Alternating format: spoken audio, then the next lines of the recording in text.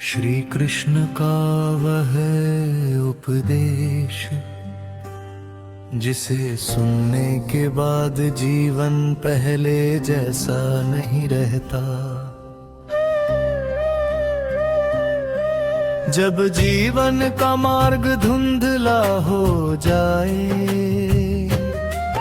जब निर्णय कठिन लगे, जब मन भय और भ्रम से भर जाए, तब श्री कृष्ण की वाणी मनुष्य के लिए प्रकाश बन जाती है। क्या तुम्हें पता है, भगवद गीता का पहला उपदेश कर्म के बारे में नहीं, डर के बारे में था। क्योंकि जब तक डर नहीं जाता, सही निर्णय नहीं होता। श्री कृष्ण ने अर्जुन से कहा, तू शोक कर रहा है, पर जिनके लिए तू शोक कर रहा है वे शोक के योग्य नहीं है। सोचो, हम दुखी क्यों होते हैं?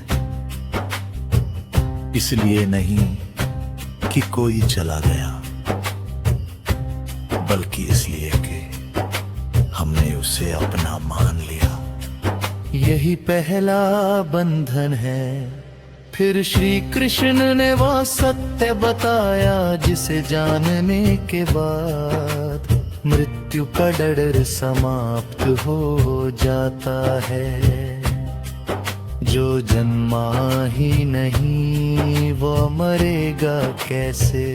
शरीर बदलता है, आत्मा नहीं।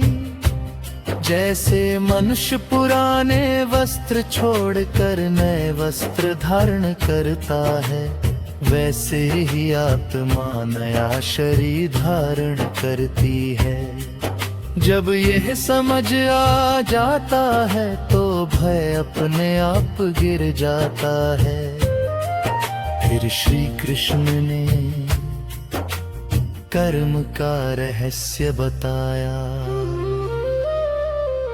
कर्म तुम्हें नहीं बांधता, कर्म का फल तुम्हें बांधता है।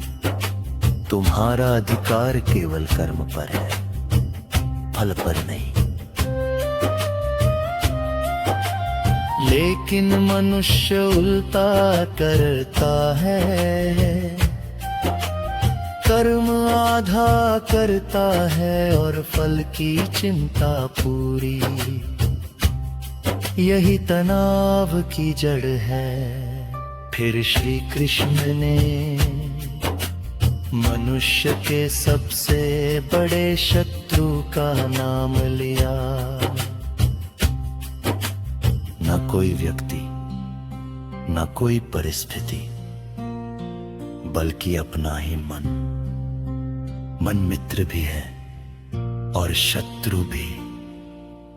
जिसने मन को जीत लिया उसने संसार जीत लिया। इसके बाद श्री कृष्ण ने क्रोध के बारे में चेतावनी दी। क्रोध से भ्रम पैदा होता है, भ्रम से बुद्धि नष्ट होती है और बुद्धि नष्ट होने से मनुष्य स्वयं का विनाश कर लेता है। क्रोध हमेशा सही व्यक्ति पर नहीं निकलता, पर नुकसान हमेशा अपने ही जीवन का करता है। अब प्रश्न उठता है, सच्चा भक्त कौन है? जो न किसी से द्वेष करता है, न किसी से अपेक्षा, जो सुख और दुख में समान रहता है, वही मेरा प्रिय भक्त है।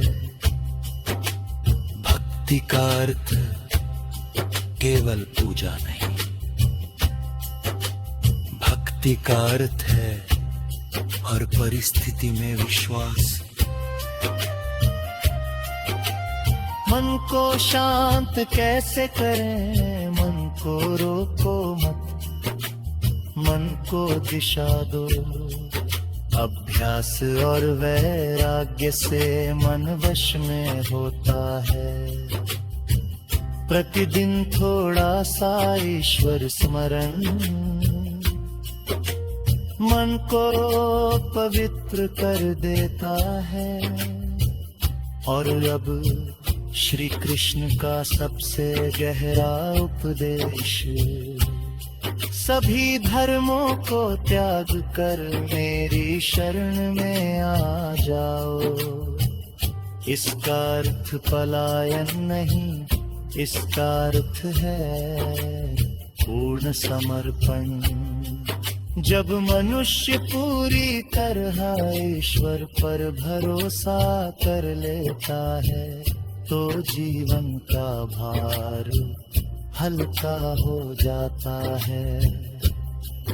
अब प्रश्न यह नहीं है कि गीता क्या कहती है, प्रश्न यह है क्या तुम उसे सुनने को तैयार हो।